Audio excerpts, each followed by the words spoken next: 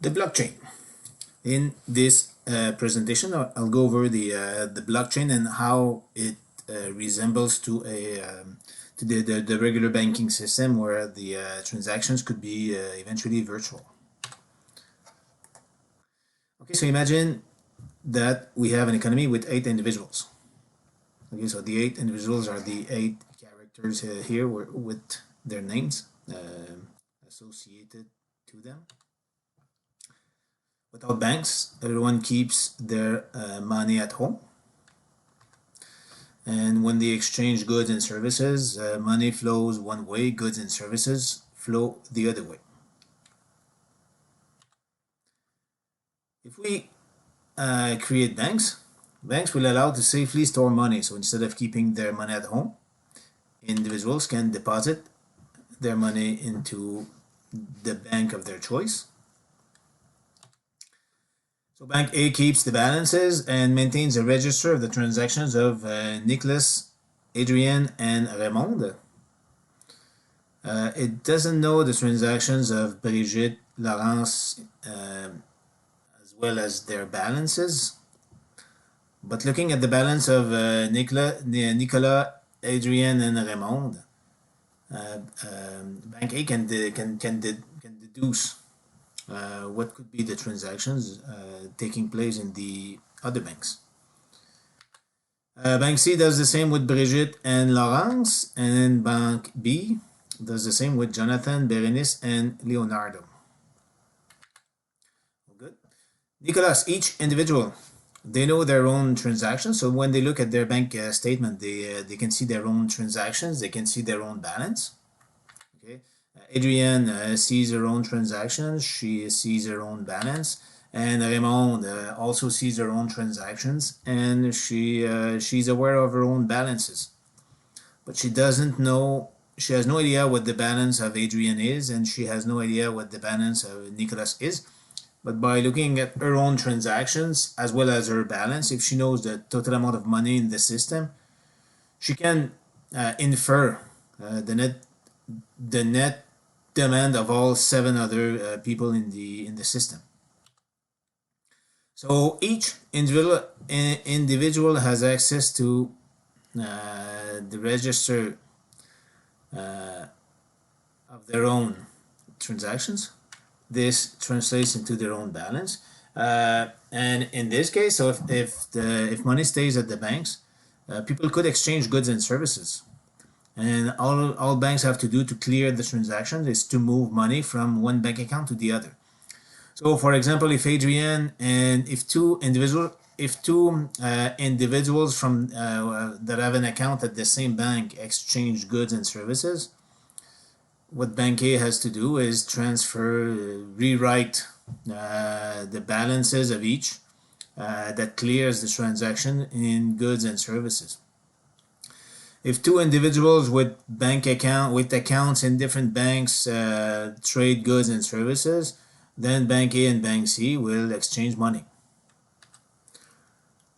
and so on.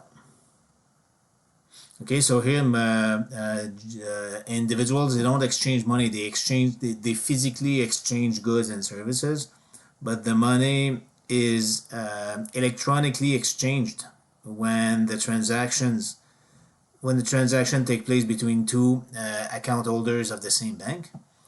And it physically moves from one bank to the money physically moves from one bank to the other when 2 individuals exchanging goods and services have accounts in different banks. So all these banks could also have their own bank, the central bank. Okay, and they could all deposit their money at the central bank. That could be even safer, even simpler. If the central bank keeps the money of everyone and maintains a register of the transactions between all banks, okay, and banks maintain a register of the transactions of all their depositors, and each depositors have access to the register of their own transaction. So in the system here, money does not move physically. Okay, all the physical cash stays at the central bank. Money always stays at the same place. And all that matters is the history of transactions. So if Brigitte and Raymond exchange goods and services. They advise their banks. So Raymond tells Bank A that she's buying goods and services from Brigitte. Brigitte tells Bank C that she's buying goods and services, that she's selling goods and services to Raymond. And then Bank A and Bank C advise the central banks to exchange the cash from one account to the other. Okay, so in this case, so all the individuals are aware of is the registry of their own transactions and their spending power. And in the system, money does not even need to exist physically. So if the monetary system only depends on the register of transactions, would it be possible to simply decentralize the register of transactions?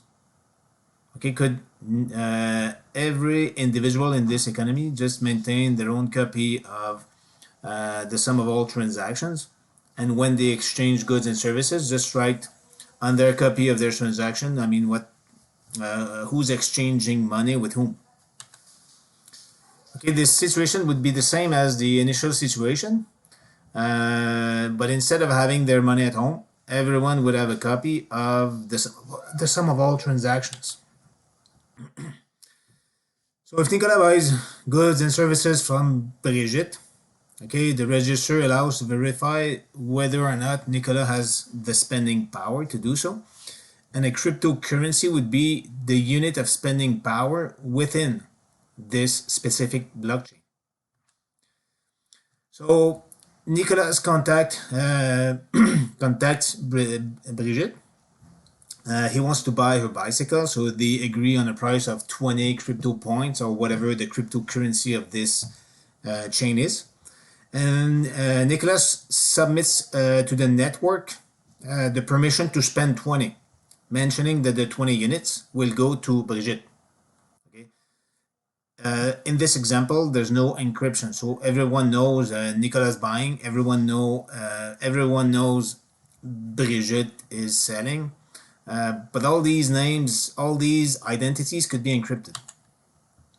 Note that the block submitted by Nicolas also contains the preceding block, which is the highest block on the most recent chain. So Nicolas submits a block which mentions the previous block. So once this block becomes valid, this block will follow the preceding block. And this block mentions that Brigitte would have plus 20 and Nicolas would have minus 20. No need to say it's for a bicycle. It's only cash. So all owners of the chain take a copy of this new block, and they will verify that Nicolas has the spending power to do so, that he actually can spend 20 crypto points. Once the validity of the transaction is verified, each node adds the line their identity plus 5. Okay, after Brigitte plus 20, Nicolas minus 20. So that will be their reward if they are successful, if they are the first to mine the new block. So for example, Adrien takes the new block. So the new block contains the following information. It contains the value of the preceding block, which is the block this new block will be attached on. It contains the new transaction, Brigitte 20, Nicolas minus 20. And then Adrien writes plus 5 at the bottom. Laurence does the same. So she takes the block, the new block, and she writes Laurence plus 5 at the bottom. And then there's a contest for the first node to successfully mine the block. Okay, so mining the block means adding a number at the end of all the information within the block such that the cryptographic hash of the block begins by the desired number of 0. So having blocks that begin by the desired number of zeros is convenient because you can easily check the validity of one block.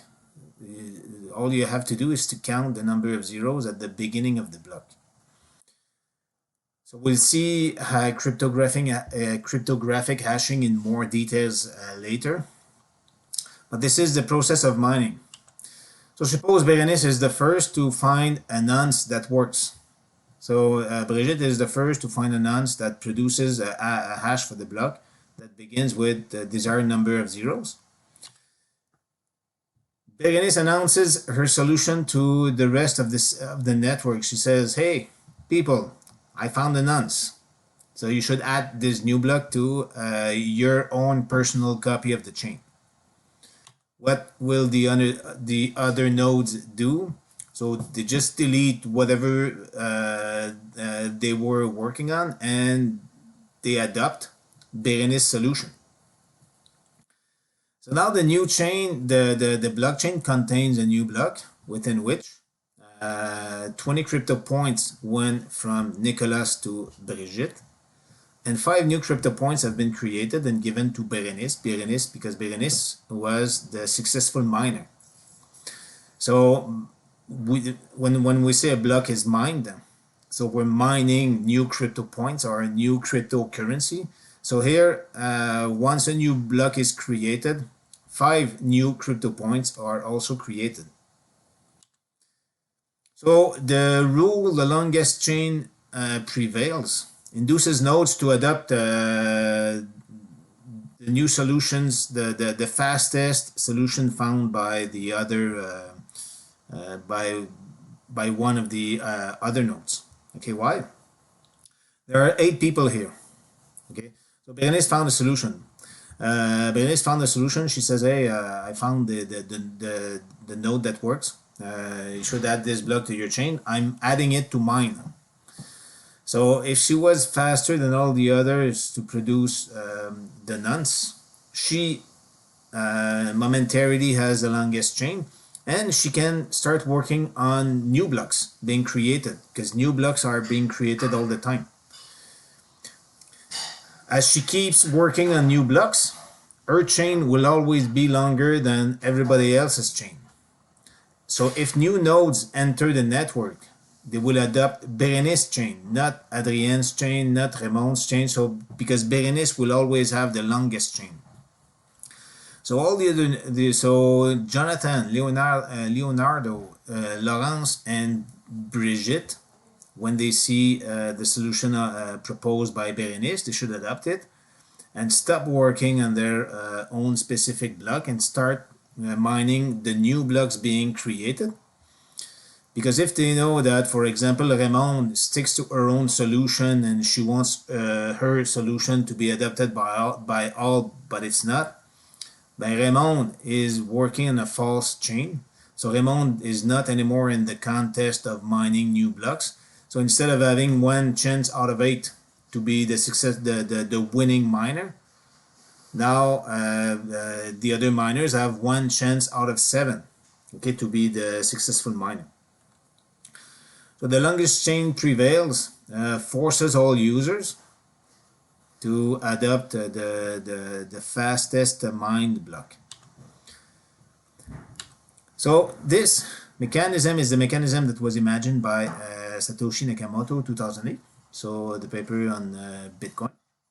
Now we're gonna see how this works in finer details.